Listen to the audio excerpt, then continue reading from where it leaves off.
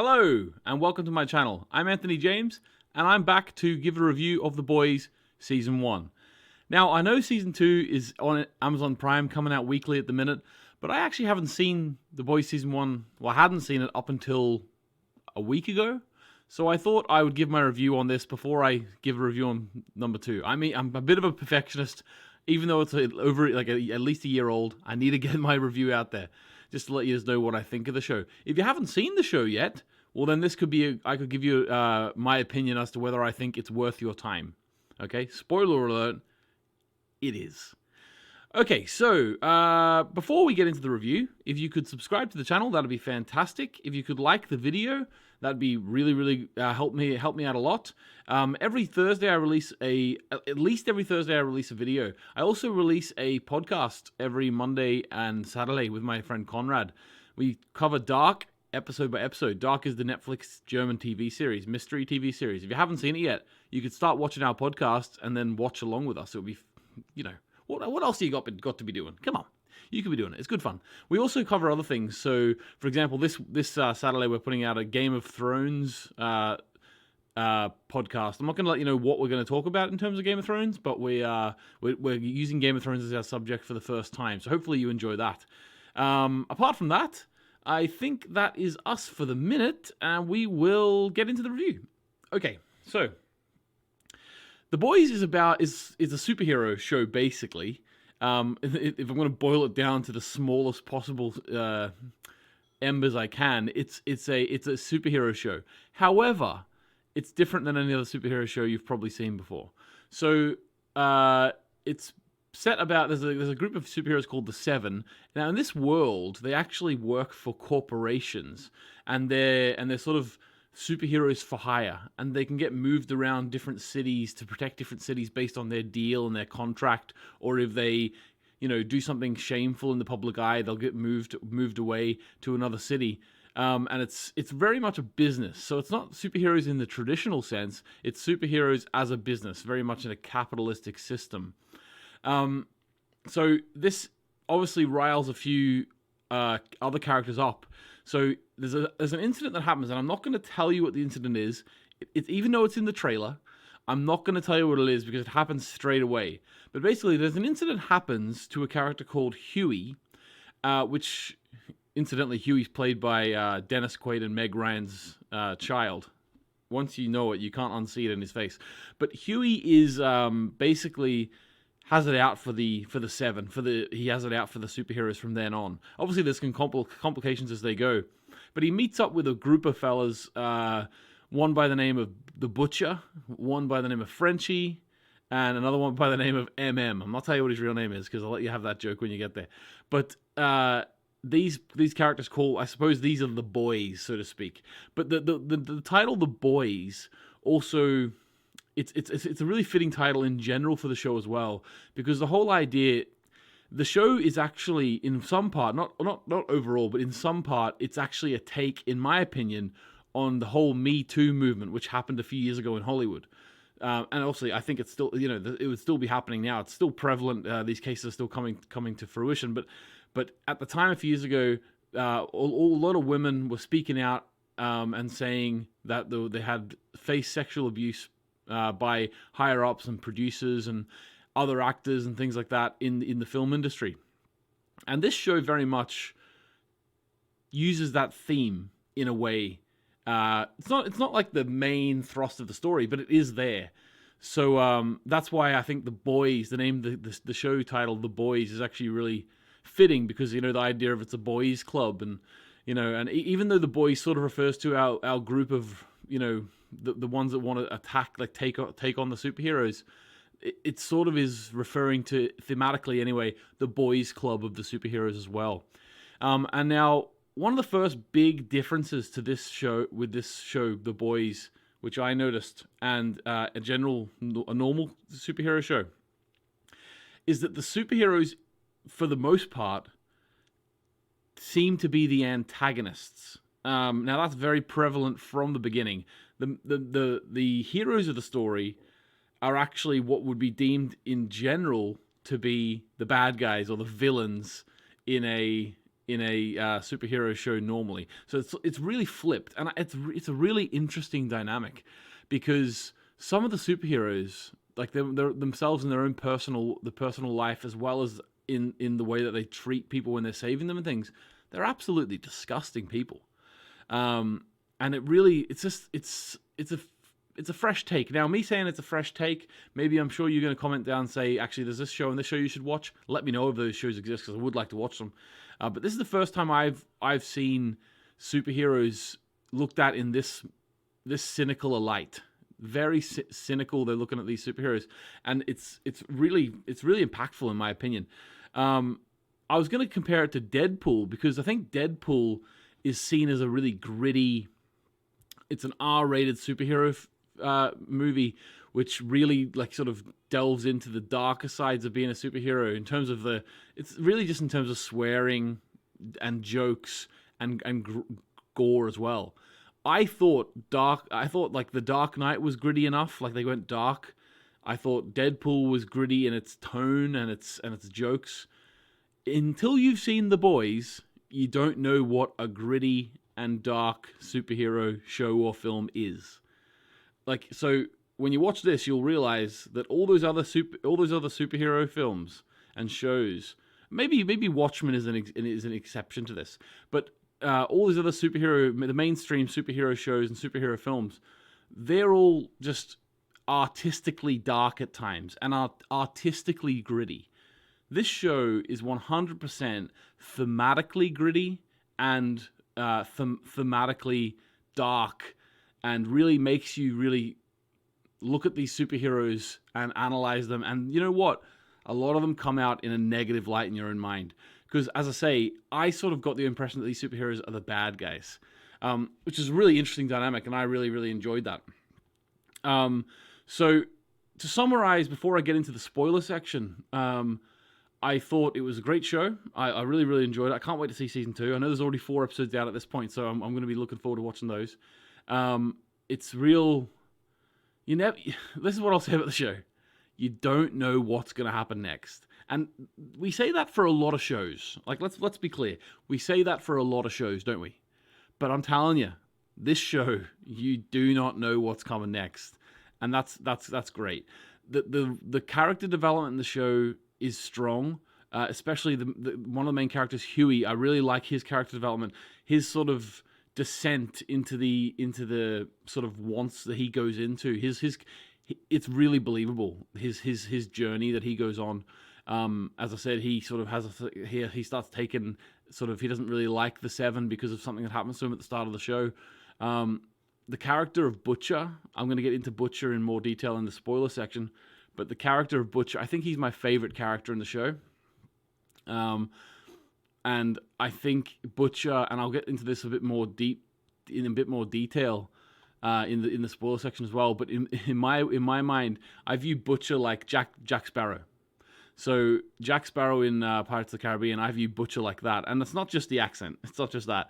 It's sort of, we're not really seeing his point of view. It's at least in season 1 so far, we haven't seen his point of view really. It's all through Huey's eyes and through other characters' eyes. So because we haven't seen his point of view, he's able to appear like he's doing these random crazy stuff.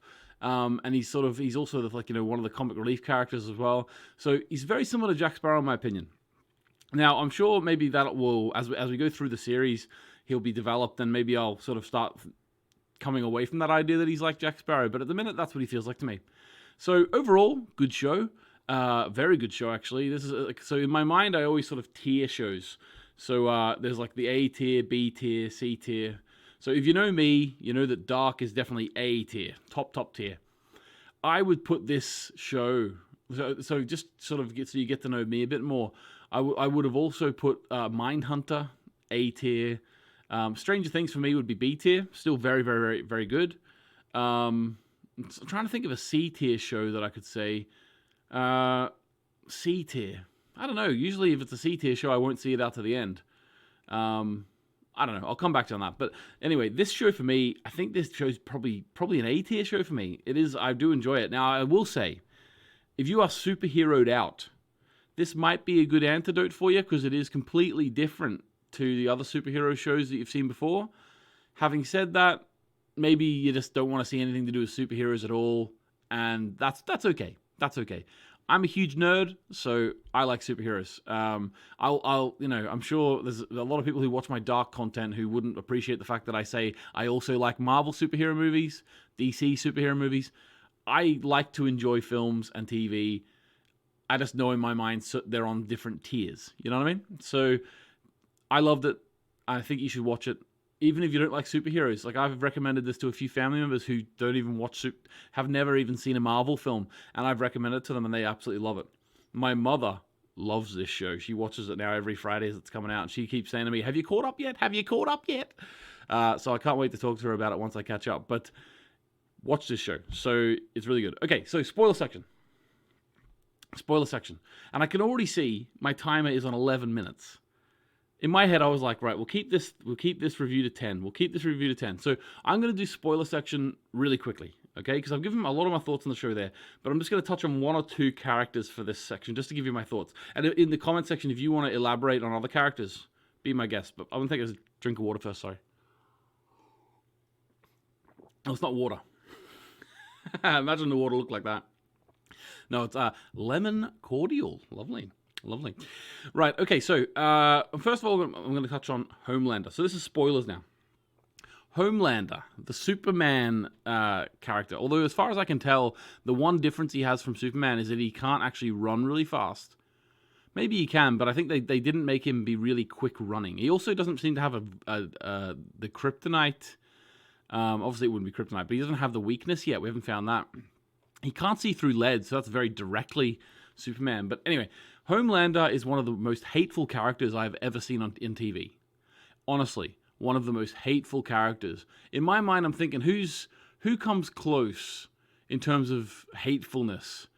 And I really am going all the way back to maybe Lost in the first couple of seasons, Ben Linus. And then obviously they started building his character out as the series went on. But he was hateful the first couple of seasons. Homelander is one of the most hateful characters I've ever seen. I want him to die as soon as possible, if I'm honest with you. Having said that, I know that will take something away from the show, so it is good that he's there, and they're making it really weird with the whole, with his whole infatuation with his boss. I can't quite remember her name at the minute. I don't know why. Silly me. But he's got an infatuation with her, but then he ends up killing her. Like, it's absolutely mental. He's just a horrible, horrible human being, and I hope now that he's sort of got rid of your woman, he doesn't really have a reason to live, and he just goes away, because he is so hateful, in a good way, I will say, in a good way. So that's Homelander. Creepy. I was talking to my mom actually the other day, and I'd already watched this first season, and she said she coined a phrase to describe him. I can't remember exactly what it was, but it was something like. She just, off the top of her head, it was slick and creepy, I think. So she said something like sleepy. I was like, "What are you?" She did this. My mom, honestly, you'll meet my mom one day on this channel. I'm gonna have her talk about dark. I think it's hilarious. But she is just made up this word out of nowhere, sleepy. And I was like, "What are you talking about? He's slick and he's creepy." All right, okay, mom. So Homelander, that's him. Okay, so next thing I was going to talk about was. The Deep and Starlight. I'm very interested to see where the Deep goes in this storyline, because he's a sexual abuser and he's basically been cancelled. So it's very true, like sort of a real take on the Me Too movement, as I said in the spoiler-free section. However, I'm really curious to see where they go with this character. It seems like they're going all in on him being a comic relief character now. We'll see where that goes. It's going to be a hard road for them to bring that character around. I think there's potential, but he would really have to do a lot of growing and a lot of. Maybe you would need to have him actually apologizing and really coming to realize that what he did was very wrong.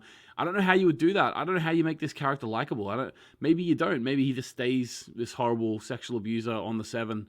I don't know how you would do that in terms of making him likable, because at the end of the day, one of the main storylines for one of the main characters is based on the fact that he sexually abused her. So How does this character come back? I don't know. I will say, though, the dolphin going out of the van and getting hit by the lorry is one of the funniest things I've seen in my life.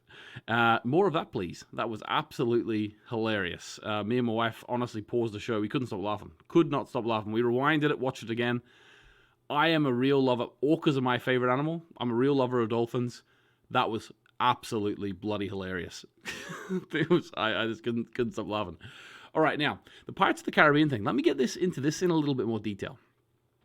So, Billy the Butcher is Jack Sparrow, in my mind, right? Jack Sparrow. Then his little brigade of fellas, that is his pirates. Huey is like Orlando Bloom's character, Will Turner. He's not really a pirate, but he's coming into the pirates from the real world. And then Starlight is Elizabeth Swann, Keira Knightley's character. And she is sort of a part of the British or the superheroes who feel that they have the most power and they're more important than you. And she is sort of defecting to the pirates. You see what I mean here? There's real parallels between this show and Pirates of the Caribbean, of all things. So let me know what you think about those parallels. Maybe there's even more to go on. I'm going to do my Expanse Season 2 review soon. I hope maybe I'll even record it tonight, but I don't know when it'll be released. But I need to do it soon because I've watched that now and I want to watch Season 3. So, but I also have a really cool analogy for Expanse Season 2 to some other show as well. So I'll let you know about that one in a minute, whenever I get there. But anyway, there's my thoughts on The Boys. I've probably got a lot more to talk about, and in fact, hopefully Konrad watches this show because I'd love to do a podcast with him on it. Just an episode talking about the show. Hopefully he watches it. This could, because to be honest with you, because there's so much stuff that happens that you don't know what's going on, you can never predict where this show is going. This would also be maybe a show we could do on After Dark podcast where Konrad doesn't know what's happening and we can go through it with him if he hasn't seen it, because you really have no idea what's going on here. It's crazy. Okay, so there you go. That's my thoughts on the show. Let me know if there's anything I missed or anything you want me to have a chat with. I'll chat with you in the comments. I'll try and get Season 2 done. I might be doing sort of very quick videos giving my thoughts on each episode as they come out. I've never done that before. We'll see how that goes. I might just be promising something that I'm not going to deliver there, so don't really look for it. But if I do, I do. It's on a Friday night it comes out, isn't it? So I might be able to do like a 5-10 minute quick video on each episode. Yeah, so if I do, I do. Thanks very much for watching. If you would like the video, that would be fantastic. It would mean a lot to me. If you would subscribe, that would be even better. I have a lot of dark content from the German TV series Dark. If you haven't seen it, watch it. It's amazing. I get a lot of content on that. I do a lot of reviews on different TV shows. I also try and recommend shows that you should watch, maybe that you missed. For example, The OA. I know a lot of people have seen it, but a lot of people didn't watch it. That's why it got cancelled. So I've also made a video sort of showing that you should watch that. All sorts of content I'm trying to bring to the channel. Look out this Saturday for the After Dark's first foray into Game of Thrones, the After Dark podcast. So we're going to be talking about a particular character. I keep giving more little clues, but that's where we're going with it, okay? So, thanks very much for watching. Goodbye.